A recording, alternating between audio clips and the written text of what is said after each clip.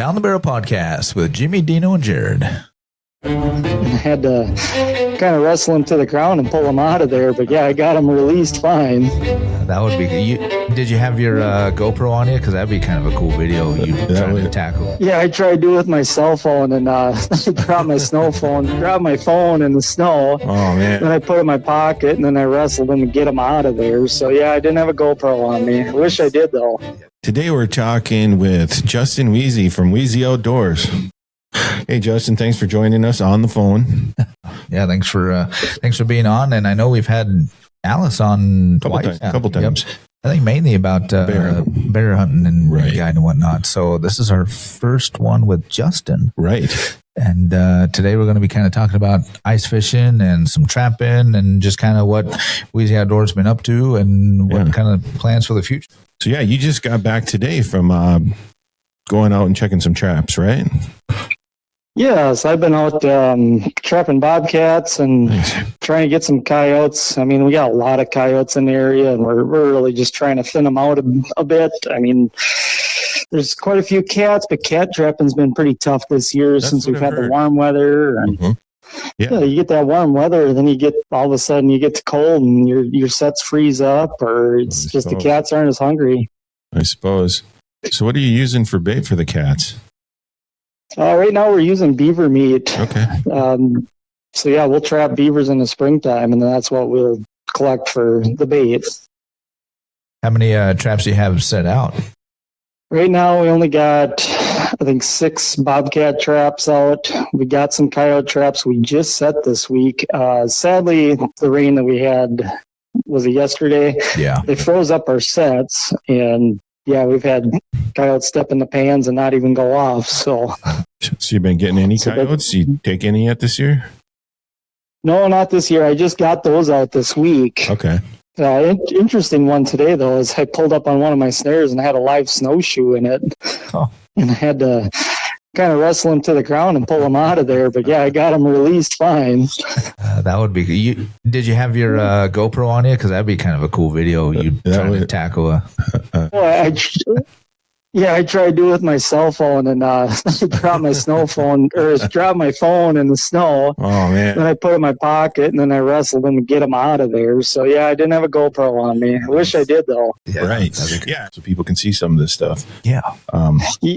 And where can you find it? Yeah, so we post a lot of our adventures on YouTube now, and then we're just starting to do this trapping. So hopefully we got more trapping videos that we can put out too. As you know, the kids are really interested in learning this, and I'm learning it with them. So yeah, it's always good, and I think YouTube could definitely use some more trapping footage. Yeah, absolutely. Mm-hmm. Well, and then especially when you get the kids involved and your whole family and everything, right. and that's what I really like about your guys' YouTube channel is with the kids getting involved. And I mean, you go from, I guess necessarily you could say field to fork more or less, because you guys do a lot of recipes and dinner and cool things like that. You cook what you catch or cook what you kill. Right. Yeah, and it's all that stuff. So, I mean, a lot of people are tuning in. They love how we're doing it as a family. That's what we wanted to do in the beginning of this YouTube venture anyways, to involve the kids with it and keep the tradition. I mean, now we can go back, 20 years from now, we might be able to watch some of our videos and watch our kids actually interact with all this instead of just on a photo. Right. Yeah, that's great. Yeah, although I've never been invited for dinner. Have you? Never. You better tell Alice to get on the ball on that one. Oh, exactly. There's been a few. It's like, where's my invite? Right. We can talk about it on the podcast. Come on. Everybody's always saying they're going to make us something so we can talk about it on the podcast. We never get fed. I know. I think they're afraid to have us in their homes. Well, there's that. And I can understand that. Yeah, I do too. Point. I do too. Right. And I guess we didn't even say that we are sans Jared today. Yes. Jared is not here. He is out and about across the state doing regional meetings for MDHA. Yeah. So we're without Jared, which back to just Jimmy and Dino. Yeah. Mm-hmm. The original. Yeah. And now Justin's with us. The OG. Something like that. Yeah. So yeah, outside of trapping, obviously, I'm sure you've been out doing a little bit of ice fishing. Having any luck? Yeah, the ice fishing's been good this year. We're catching a lot of panfish right now. The walleyes, that was kind of a hit or miss. I don't know if it's been the ups and downs of the, weather or whatever, but the panfishing's going really well right now. It's the ice varies. I mean, there's a lot. Most lakes you can drive on right now, but you do have to be careful around spring, especially the weather we have had. Right. Yep. Some of those springs have kind of opened up a little bit. Oh, I bet. Yeah, I'm constantly hearing people going through the ice still. Yeah, I think there's just a few more down in Mille Lacs or something on a pressure ridge, which those are always, sketchy to go across anyways. Right. But yeah, it's just this year, winter has just been nuts. Yeah, it's definitely not ideal for sportsmen, snowmobilers. No, when you get these warm, cold fronts like this, those pressure ridges especially, they buckle, they release from each other, and it's just a recipe for disaster for vehicle travel. Mm-hmm. Right.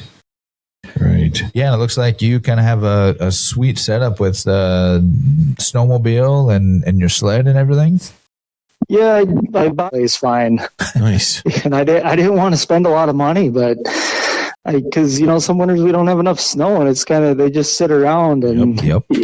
I don't want to make payments on something that just sit in my shed for 2 years in a row. But no, I bought that. It's got the reverse long track, and I built a box on the back of the rack, and then I put an auger carrier on the front of it. And it's got a hitch on there also, so I can get a lot of gear around pretty easily. Yeah, when you're ice fishing, there's always seems to be a plenty of gear that you got to bring out. Oh, I swear it seems like it's more and more every time. I know. And I use like 1 or 2 rods. Right. But yet I bring 6. That's the truth. And so what do you use? I'm using the clam. I have clam hub houses and I have the flip overs.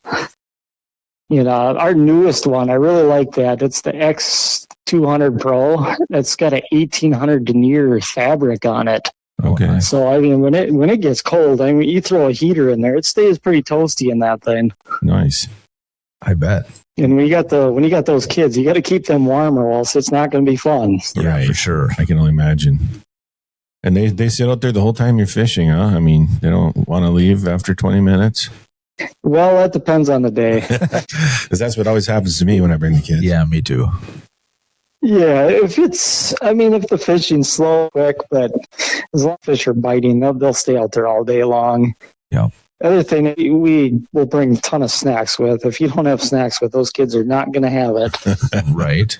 It's kind of like you, Dean. I know. I got to have my snacks too. My snacks and my beverages. Right. I got to have jerky and beer. It sure helps when the fish aren't biting. Yeah, no doubt. Which is often when me and you go fishing. Yeah, it seems like every time I go fishing, the fish aren't biting. We tend to catch a few more buzzes than we do anything else. Yeah. Yeah. Well, pretty easy to do when you catch any fish. Right. So you've been, do you do any guiding right now fishing, Justin? Yeah, we're doing guiding ice fishing trips. Most of it right now, we're just going to be focused on trout and crappies, bluegills. Okay. Most of that we're doing during the week since we started this YouTube channel, getting more focus on it. Because, the weekends we're trying to do more stuff with the kids. Yeah, yep. I suppose. Yeah, and so we're trying to focus more on the week with the guiding part, which works out. A lot of people just take like a Friday off. They'll go fishing. I mean, that's already a start of their weekend anyways. So. Right. Yep. Right. So with the trout fishing, do you do that locally or do you head north? Some of our, especially the Reamer, Hill City, Grand Rapids, Big Fork area, there's quite a few of these stocked trout lakes. Okay. And that's where we do a lot of our fishing. I might be heading up to the Gunflint Trail here next week, and I'm actually doing a guided lake trout trip up there. Nice. Yeah, you get off that Gunflint Trail, there's a lot of good trout lakes up there. Oh, and those are all natural lakers. They're not stock, so. Right. Yeah. And those lakes you can snowmobile into, right? As long as they're not. Yeah, as long as they're not in the boundary waters, you can ride a sled right out on them. Nice. I'm not going to be venturing into the BWCA ones this year. I have in the past. Those are kind of fun as long as you don't got a ton of snow. Right. Yeah, I can imagine the hiking would be a little rough. I think one time I went into, I think it was Duncan Lake it was Duncan Lake off West Bearskin, and it was I think it was almost a mile to get back in there, and we had snow up to our hips, and nobody's really been going in there, so Alice and I had to pull all our gear back in there. Caught one little laker, turned around, we came back out in West Bearskin, and we caught like 4 in a half hour. Well, that's how it goes sometimes, right? Jeez. But it sounds like it was an adventure. It was an adventure, I will say that. I bet. So with your ice fish and everything, what's kind of your go-to setup? I mean, are you running Vexilars or Markham's? What's that newfangled thing? The LiveScope. LiveScope. Do you have any of that? Yeah, I do. I use the Vexilars. I mean, people been using those for years, and they're still one of the best darn electronic you can use on the ice. But we'll use the forward-facing sonar. We have a Garmin LiveScope. We'll use that to locate them and kind of stay with the fish. Mm-hmm. But as soon as we turn that thing on to the fish, they start moving. They don't like that signal being sent out. I think it's just too strong for them. Yeah. Okay. But as long as we know where they're at, we'll use the Vexilars and we'll just jump around and stay on top of them with those. Okay. And that seems to be the best. Yeah, I watched a video on that LiveScope, and the video I watched, they said the same thing, that when they point the fish out, and if they leave it there for too long, the fish definitely move away from it, because they said the same thing, that they don't like the sonar or the pinging or whatever it is. Right. So they figure out where they're at and turn it away. So that way they don't scare the fish away too much. So, yeah, I've never actually seen one work. The video I watched was pretty sweet. They showed where the fish were. They had a guy out there with his auger, and when he drilled through, then you could see the light come through. I was like, damn, that is so cool. That's wild. It's quite the machine. I mean, they're not cheap. They're very expensive. Yeah.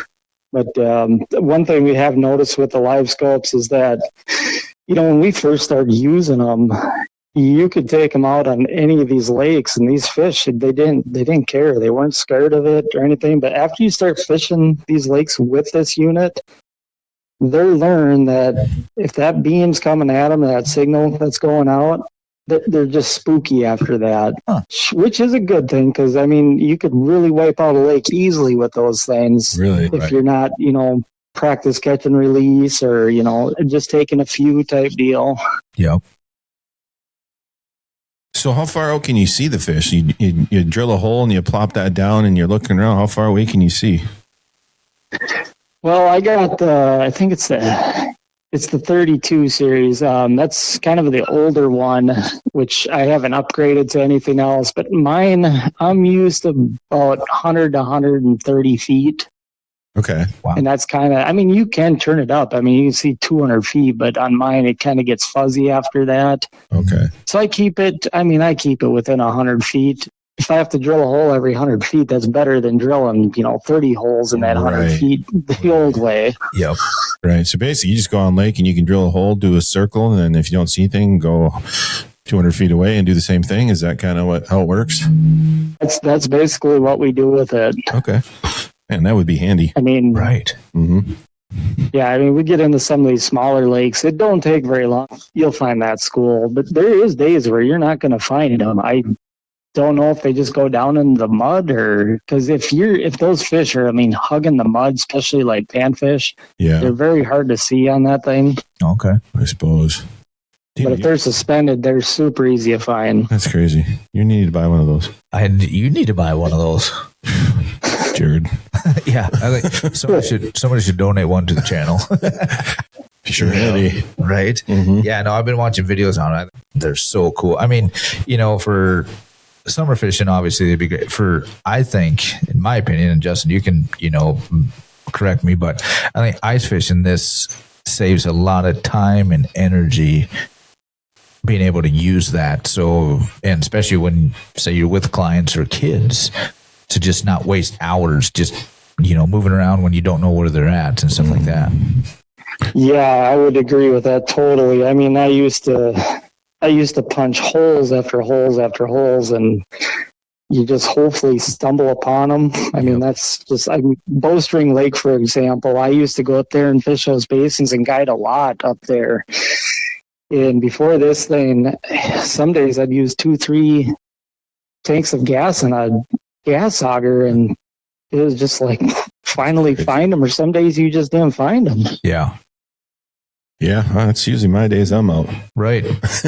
Well, and then, we usually set up in a hub style, and by the time we get all set up, it's like, shit, we ain't moving. Right. It's like, that's a lot of work. That's why I've been looking at those flip overs. A lot of people have it on sale marketplace, but still a little bit out of my price range. But I would love to get a flip over, just be able to move around and have that ability as well. Right. I mean, there is those flip overs are not cheap. Yeah, there is some controversy with LiveScopes, right? There is, yeah. I mean, some guys are against them. I'm not entirely sure why, but well, I think it kind of takes away, it's kind of the same people that don't like cell cameras for hunting. It's that fair chase. That fair chase idea. They take it away. All right. Yep. Yeah, there's a lot of controversy. Is there? Yeah. I mean, I know I've seen some of it online. I've never seen it personally because, I don't have one. But right. From what I hear, it is more that fair chase thing, But okay. Like I said, it definitely helps you guys in guiding. It makes a trip or breaks a trip for that. Right. And especially, like you said, if you do more of, you practice that catch and release and only keep what you really need and stuff like that. Right. It's not like you're going over a limit. Right. I mean, so there's a limit. Yeah, I think most of it, I think the days of people just filling up buckets, I think most of that's kind of gone. Yeah. I mean, there's still people doing it, but I think a lot of that is kind of left. There's some of these younger kids getting into it. I mean, I know plenty don't even really care to eat fish. They just love catching them. Right. Yeah, my sister's like that. She loves fishing, but doesn't eat fish. Weirdo. I guess we don't eat a lot of fish because I suck at fishing. Yeah, I love eating fish. Yeah, I do, but exactly. I don't have much for stock. No, definitely not. That's why we should, just follow Justin around and have him show us his ways, right? Or just be like, hey, one of these is maybe I might just have to take you guys out fishing so you can get some fish. Hey, that'd be handy. That would be great. I mean, we probably wouldn't argue. Oh no, we definitely wouldn't argue. I mean, it'd be cool. It'd be cool to see that LiveScope work. I think it would be cool too. See what that's all about. Yeah, it's definitely a tool, and I mean, it's a useful tool as long as people are responsible and not going to some of these smaller lakes and just clean them out. That's the biggest thing. Yeah, I suppose. Yeah. Yeah, and what are you guys using for your heater? I was trying to remember what you had on your video. What was it? A clam making heater? Yeah, they do. Yeah. So we last year. I purchased that clam one. I've been kind of looking at some of the other ones because the buddy heaters, the old ones were really good, but some of these newer ones, I'm starting to see some issues with them leaking gas or leaking the propane around like the knob. Yeah. Yep. And I had another one. It was like, I think within 30 days of having the darn thing, like it just stopped working. And I finally got it going one day and that thing started on fire. So I kind of got scared with it. Yeah, that'll do it. Jeez. Yeah. I mean, they're still good heaters. I mean, they've been making heaters for years, so they still have good heaters out there. It's just I checked into like Heat Hog, and then I seen these clam ones come out, and so I went and tried the clam one. The only thing I don't like about the clam one is that it's electric ignite, so you do got to carry a lighter with you just in case that thing does not ignite with a battery. Okay. Yeah, I kind of like the electric ignite for hunting. Yeah. Mm-hmm. Yeah, they're super quiet. Right. But yeah, you do. But they are durable. Yeah, that's cool. That was the first time I've ever seen the clam heater. I mean, I've heard about them, but... Well, yeah, a lot of companies are coming out with their own now. Yeah. But and Justin, don't you guys have some kind of partnership with Clam? Or you did? Or you do? Yeah, so we're on their pro program. Okay. So I'll do like shows and stuff, for them, and we do a lot of the YouTube stuff to promote their products. And I mean, we've been helping Clam and us. We've had a relationship, I think, going on like 9 years now. Wow. Oh, they're The warranty is great there. The customer service is phenomenal. Right. And they're in Minnesota, right?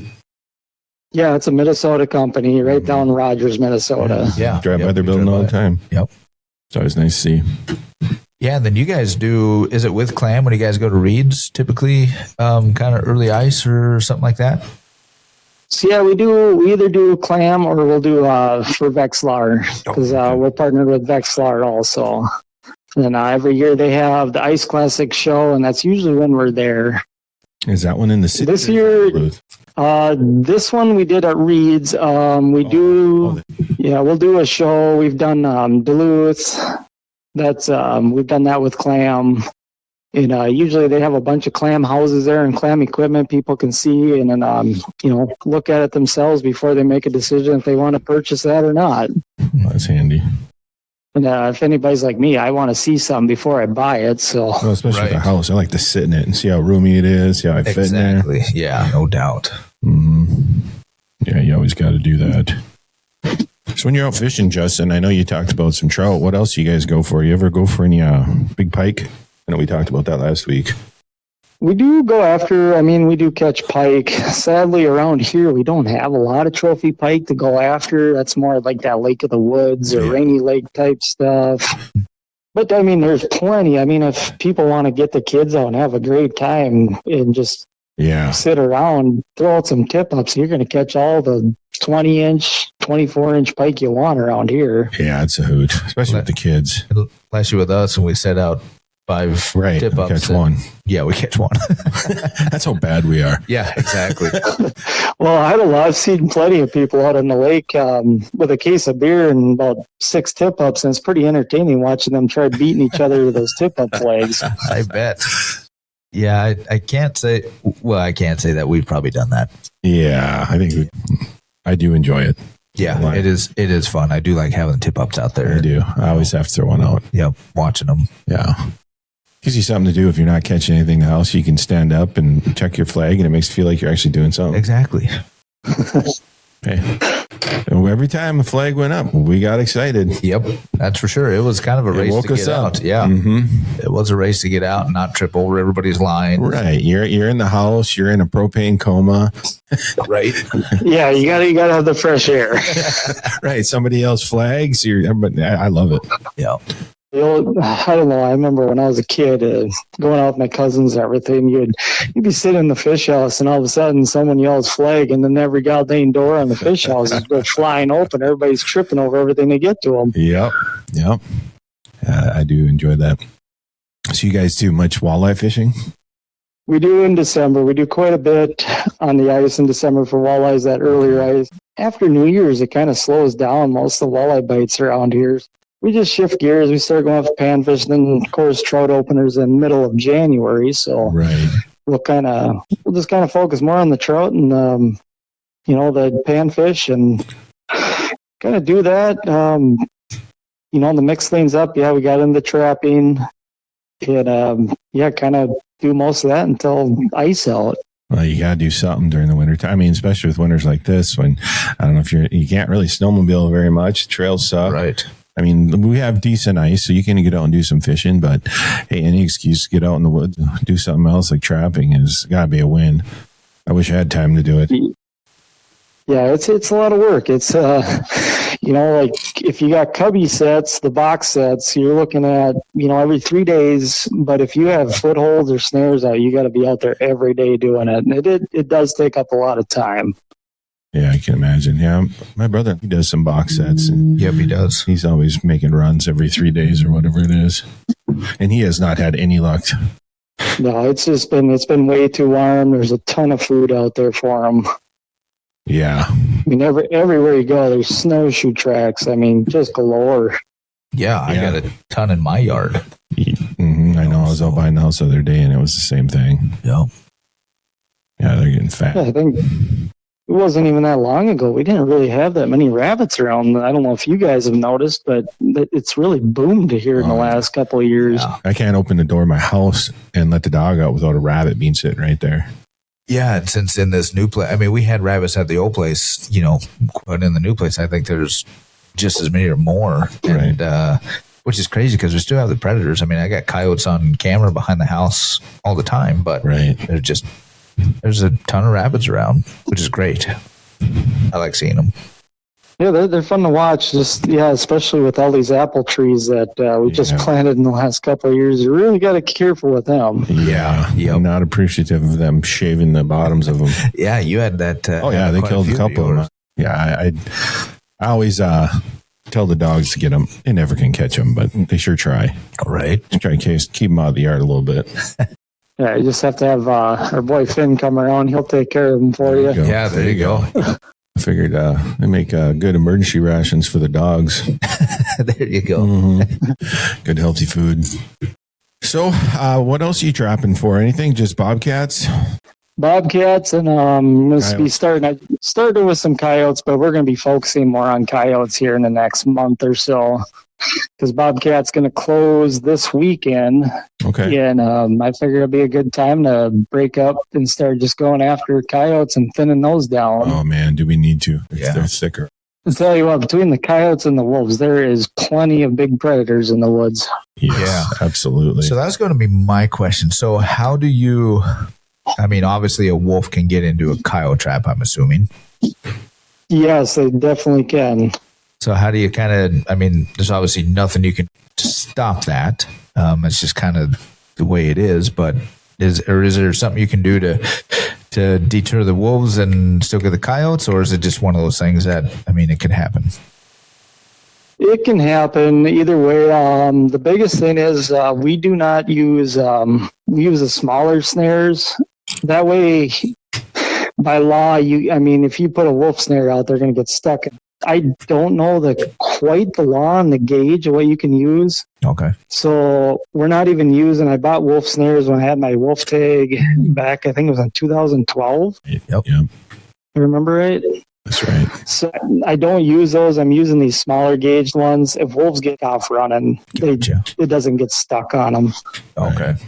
That's kind of what I assumed, is you just use smaller wire or smaller, traps, so that way it doesn't, because it could happen. Well, yeah, because the coyotes by my place mix in with the wolves. You got both on camera, same night. Yep. So I'm sure that could easily happen. Yeah, it's funny. They say that they don't mix, but we're seeing that. Everywhere we go around here, we're seeing coyote tracks with wolf tracks. They're probably not hanging out together, but they're living in the same areas. Yeah, they're within, an hour or two of each other on the same trail. Right, and that is funny, because that's what you always heard, years ago, is if you got coyotes, you won't have wolves. You got wolves, you don't have coyotes, because they scare each other off. But yeah, now it's, like you said, they're in the same area. There's just so many of them that they got to kind of hang out and be in the same area. Yep. I get bobcats, I get coyotes, I get wolves, bears, you name it. Mm-hmm. Almost get more predators than I do other animals. Right. And that's one of the biggest things. I think that's why we're, deer populations are suffering so bad. The fawns out there in the springtime, it's just a miracle they survive. Right. Yep.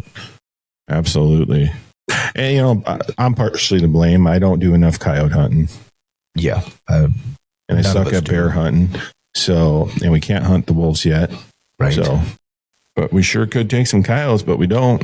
Yeah, and they're kind of hard to hunt, but they're pretty smart. Even trying to trap them, they're not the easiest thing to trap. But, yeah. I had a coyote problem at my house here for the last 3-4 years. We didn't have deer on our property because the coyotes were in here every single night. Well, I finally said to heck with it and decided that I'm going to learn this trapping gig and start taking some of these things out of here and improve my success around here anyways. Yeah. It's not a horrible idea. No. But I've got an Athlon thermal that sure helps. Will help once I figure out how to get it sighted in. That would help. Yeah, it really would. You would think that there's like a non-thermal setting so you can sight this thing in, but there's not. Right. It is quite, at least for me, it seems quite difficult. Well, I tell you what, next week we're going to be talking to Athlon. I'm going to complain. Right. Maybe not a complaint, but a constructive criticism. Yes. that it is extra difficult to sight these things in, at least for you. At least for me. I mean, probably 99.9% everybody else does it with 2 shots, and it takes me a box and a half. Thank God the 223 is cheap. So, yeah, you need. Well, I would probably be there with you. I've never even shot through one of those, so. It is pretty. This is the first. I mean, we've got the ATN infrareds, which are day night. So cool. I like those things. Yeah, and those are pretty easy to set up. Other than we do have one that we're having issues with, but then I picked up the thermal just for something else, something new, and it's like it is pretty sweet to look through. I haven't actually had a chance to hunt with it, but I mean, you can see the footprints on the ground as things are moving. Yeah. And I love to get it out. I obviously take it off the gun when I take it in the house, and I look at my dog and my wife. It's like, that is so cool. But yeah, they're pretty damn neat. Off the gun. Off the gun. It's off the gun when he looks at his wife. It is definitely off the gun. Otherwise, she'd probably shoot me. For sure. It'd be fun sitting out there, with the carcass on the lake or, right. A beaver pond or something like that, and sitting over there watching that at nighttime would be pretty sweet with one of those. Yeah, it would be. Yeah, because you can probably even hook that up to a screen, can't you? I know you can with ATN. Yeah, well, you can even, Bluetooth it to your phone and watch it. Right, so you can sit and watch a screen. Yeah, yep. So it'd be kind of neat. Yeah, it would be nice. I'm not entirely sure why I haven't done more of it. I don't know. Time. I blame you again. You can blame me all you want. I'm good with that. Anyway. Yeah, so let's get back to fishing. I want to talk some more fishing. I know. What have you been fishing for recently? I mean, obviously, have you been out for trout? I mean, is that open yet? No, the trout's going to open up this weekend. Okay. So we're going to be...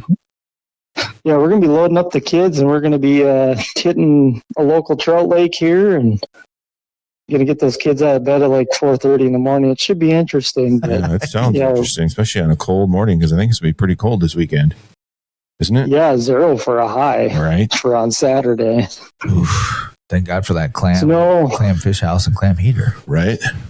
Yeah, we're gonna put that up, and we're gonna cut like a nice big sight fishing hole, and the kids can actually watch the trout come in and hit, and be very entertaining for both of them. And obviously, then that's not lake trout. That must be what, brookies? Yeah, it's gonna be brookies and rainbows on this lake. That's something I've never caught any of. I've caught some lake trout up in Ely, and that was a hoot. Yeah. I've never caught anything like that through the ice. No? Mm-hmm. That was pretty fun. Yeah, those lake trout are hard to beat. They're a lot of fun to fish for in the winter. I mean, watching them things chase through lures is pretty darn cool. Yeah, it really is. I remember I'm lucky enough to have done that up on, was it Burnside, I think? Okay. So with... I was going to say Burn... Oh, go ahead. Was it Burnside? Oh, I was going to say, Burnside and Snowbank are both pretty good lakes for that. Yeah, I think it was Burnside. I've been up on a couple times and had decent luck. So you say you're cutting a big hole for sight fish and everything. How deep are you going? Or obviously you're going to be on a pretty clear lake, but what's your depth that you're fishing at for the most part? So when we're fishing those small stock lakes like that, most of the trout, you're going to be fishing them in that 4 to 8 feet of water. Okay. That's where they feed at the most in the mornings and in the evenings. During the day, they kind of slide out of there and they kind of go out a little deeper. We've moved out deeper, but a lot of times we just don't catch those. It's like when they come up in the shallows, that's when they're feeding. And most time when we're on these lakes, we're fishing, like I say, 4 to 8 feet of water is about prime. Okay. The brookies will go all the way up into like 2 feet of water underneath the ice to go feed on stuff. I think the shallowest I caught a brookie in one of these lakes, I put the auger through and I hit a stump. Or a log that was laying on the bottom, and I broke my auger, but I fished that hole and I caught a couple brookies out of it. That's wild. Yeah, that's one thing I've never done is went for brooks and rainbows. Yeah, nope. On the wintertime. I wouldn't catch them anyway, but yeah, probably not. But it's got they're great. They're a lot of fun. They're scrappy little fish. We use just, light action little tackle and kind of the same thing we're using for crappies. We're using little tungstens with, the new rubber baits that we're all using now, or the plastics. Yep. Never forget waxies, because some days you have to have the darn waxies to catch anything. Right. Speaking of waxies, I still got 2 yeah. things of them from last time I fishing. I think they're in my truck. I'm guessing they're dead. They gotta be, right? Oh, waxies do last a while. Right. Especially in the cool. So yeah, I always forget about those. But it is, when you mention the rubber or the plastics, the artificial, it is kind of coming back around. It seems like more and more that people are catching stuff on them. Well, yeah, there's so many different plastics now. We just got some from this guy, Howard's Tackle, and he's got ones that they look like little tiny fish, but they got a really skinny tail. Yep. They got a lot of movement. They're catching we're catching a lot of fish with these things, but there's so many different. There's ones that look like bugs. There's ones that look like fish. There's just, I don't know. There's ones that there's like this one that looks like a starfish or a squid, and it's working on our panfish around here. So it's nice. Quite something. But yeah, we're mostly using that nowadays. We're not using really much for bait for panfish anymore. Huh. I did not know that. Yeah, I've been seeing that more and more than watching you guys' YouTube video. And it was funny when I first moved here, back home, it was all artificial. I mean, we rarely use any live bait, where I was at. And then moving up here, everybody used live bait for everything. Right. You couldn't catch fish. And even my own son's like, Dad, we got to get bait. I go, we can catch it on plastics. We can catch it on, artificial and everything. No, we can't. It does so much better with live bait. Well, I kind of proved him wrong more times than not, but for certain things, we definitely had to use live bait. But I am glad to see that ice fishing or some of that stuff has kind of come around to the artificial. Well, it's just gotten that much better, probably, right. Honestly. Yep. Instead of that old stuff we used to use. What do you do? I can tell you one thing. I do not miss tipping over minnow buckets all the time, especially in vehicles. Yeah. Right. Or leaving the minnows in the shop and the aerator dies. So you walk out there and it smells like dead fish, and then you got to wash your minnow bucket.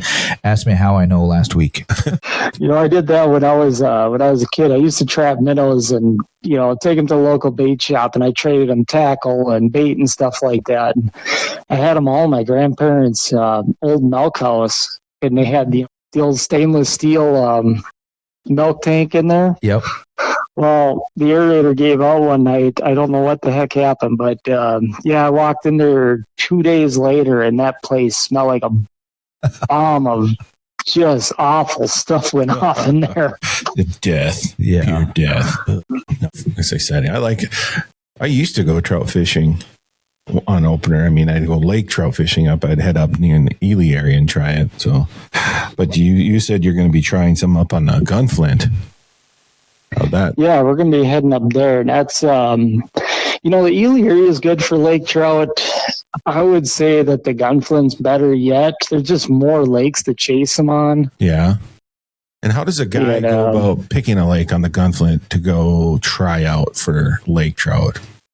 I actually, when I started going up there, I had the old map books, the old thick ones. You can buy them at L&M or most of these bait shops. Map or whatever they were called, yeah. Yep. Yeah. I love those things. The DNR actually has an awesome website out there, Lake Finder.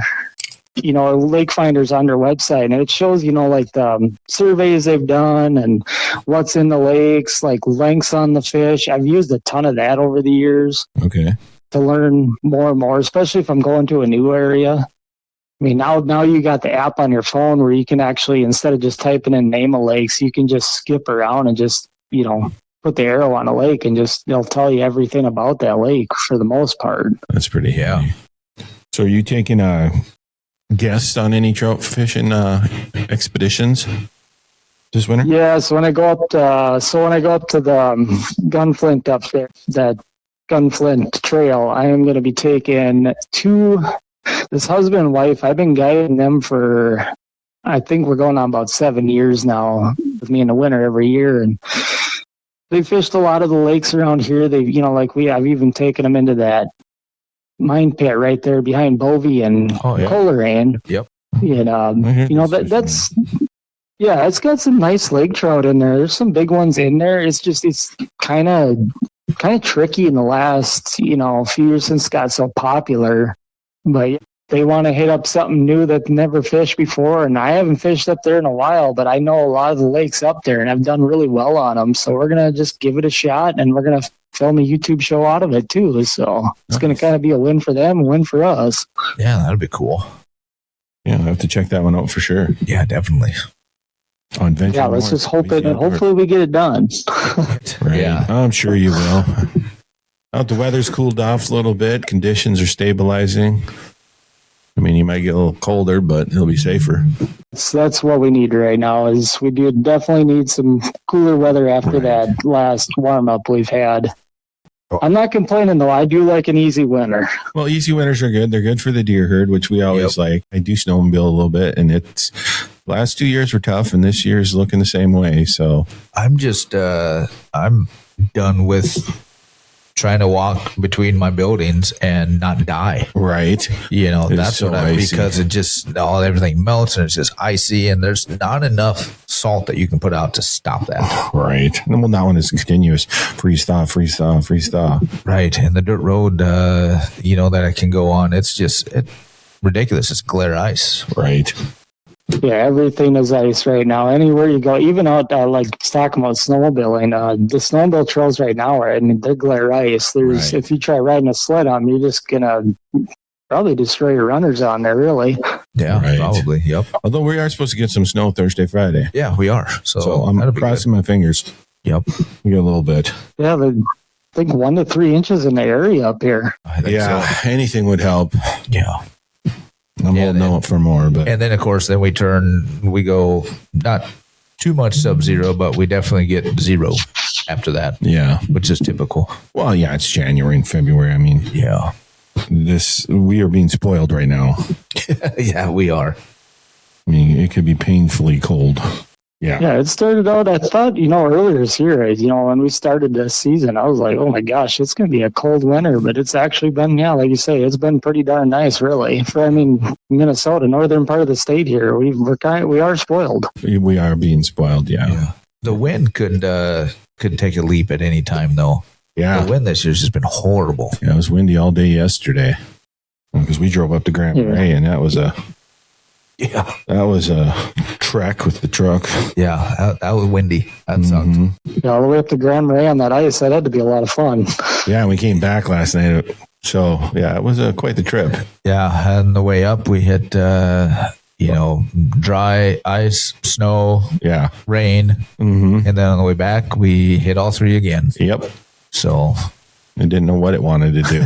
right, I think my top speed was, the closer we got to home, the nicer it got, but for about 2 hours, it's about 50 miles an hour. Yeah. Couldn't do a whole lot On the more. roads north of Two Harbor, there was sections that were glare ice. Yeah. It's like, yeah, you best be careful here. But no. Yeah, I can imagine that. Imagine that drive on a day like yesterday. There's a lot of those bridges along that North Shore that a lot of ice builds up on those. Yep. Yeah. Luckily, the shore wasn't too bad because I think the lake kept it a little bit warmer, a couple degrees. Yep. It was warmer right along the shore for sure. Mm-hmm. So it wasn't frozen yet on 61. Right. The interior roads were a little sketchy. Definitely. 11 was for sure sketchy. Or 15, 11. I think you just made that number up. I think it is 11. Is it 11? Yeah. Okay. It's 11. It's 11, I guess. Nobody believes it. Yeah, you guys didn't notice any ice around down there right out of Duluth, did you, on the lake? Well, we didn't make it to Duluth. No. We kind of crossed through Silver Bay and Two Harbors. Mackin and 16 and then to 11. And then to 11. There might have been an 11 in there somewhere, but I doubt it. I could reach my phone. You don't mess with the phone. You'll hang up on Justin. I'll end up, Yeah, it took a while to get this put together. Right. don't touch it. Don't touch anything. Because Justin is not in studio. He's via phone right now. No.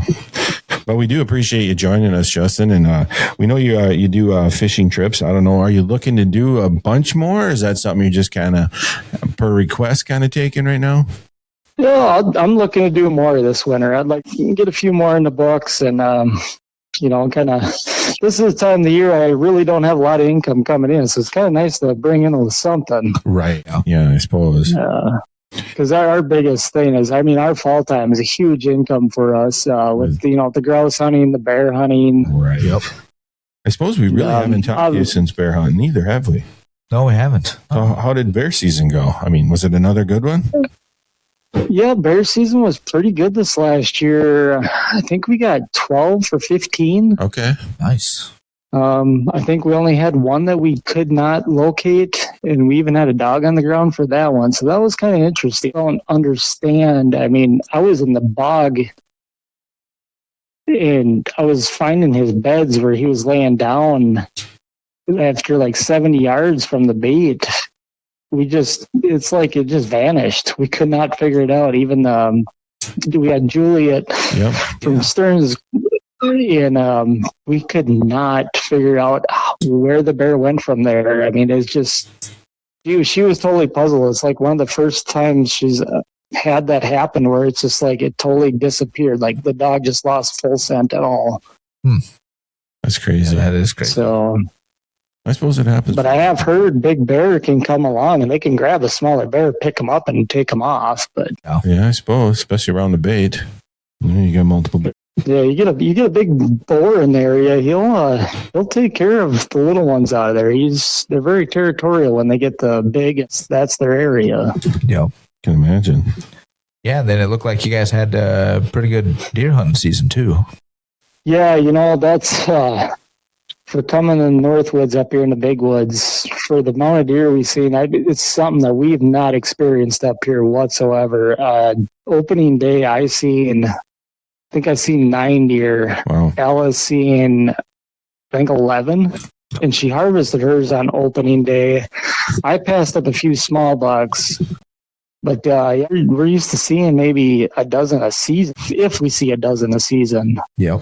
And I mean, we put in a lot of work to find that kind of deer hunting. But, yeah, this year was unbelievable.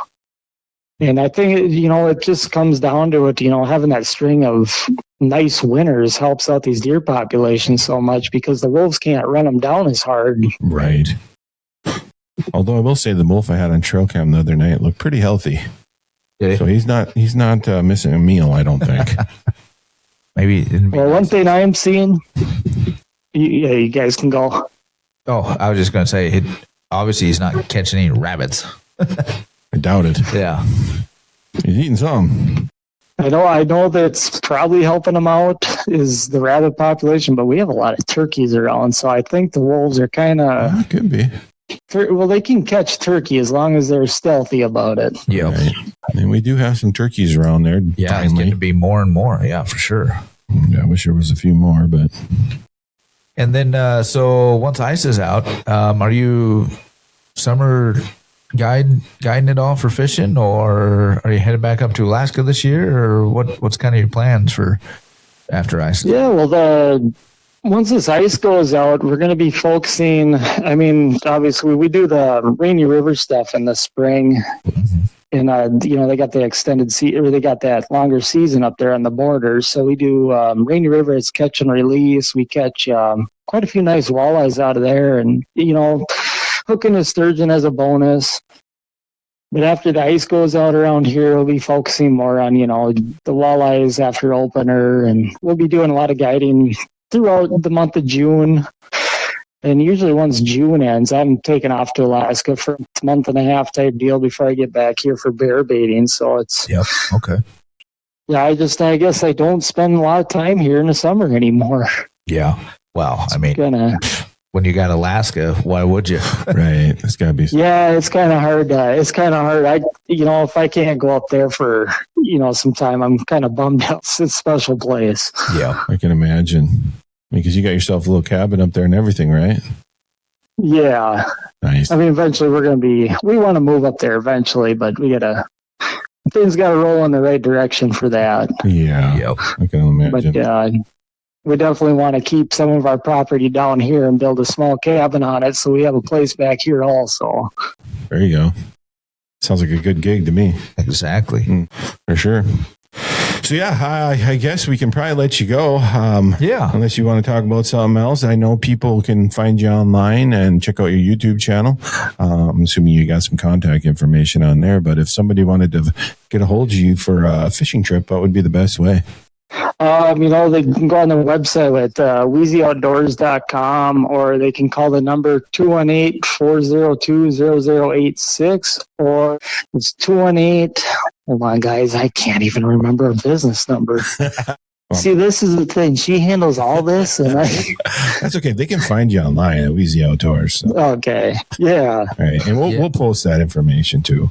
Yeah, and then definitely check out their YouTube channel. Venture North, Wheezy at Wheezy Outdoors. Wheezy Outdoors. I mean, I searched Venture North and it showed up, so you can find it. Perfect. It's a good channel. Check it out. Lots of adventures with the kids. Yep. And did you have any trapping adventures on there yet? No, I just posted a short here yesterday, and all of a sudden I go on the comments and I'm like, oh, it's not. I guess you're not gonna make everybody happy. I can tell you that. But, on the internet, God no. No, the internet's awful for that. Yeah, you got to ignore those ones and kind of focus on the people that enjoy your channel. I'm going to continue putting trapping stuff on. It's part of what we do, and it's it's being a sportsman. I mean, it's conservation. Trapping is not anything new. Exactly. I mean, these keyboard warriors have just they're worthless. Yeah, and like you said, you're not going to ever make everybody happy. Nope. You like to make a handful of people happy. So we appreciate you joining us and chatting a little bit about what you got going on, and I'm sure we'll be chatting again soon. We appreciate your time today. Yeah, we really appreciate it. And maybe one of these days we'll give you a holler and do some ice fishing with you. Yeah, it'd be a hoot. I want to check out that LiveScope. I know, that'd be so cool. Mm-hmm. Yeah, it'd be fun to take you guys out and go catch some fish. Yeah. Heck yeah. Let us know. Say when. All right. All right, buddy. We'll appreciate it. Take All right. And have a good one. Yeah, you too. Thanks. Bye. All right, sounds good. The Minnesota Deer Hunters Association has been building our hunting and conservation legacy over the past 40 plus years through habitat, education, advocacy, and legislation in Minnesota for Minnesota. The Minnesota Deer Hunters Association and wolf.report proudly sponsor this podcast. However, please note that the opinions, topics, and guests featured may not necessarily align with the views, beliefs, goals, or mission of our sponsors.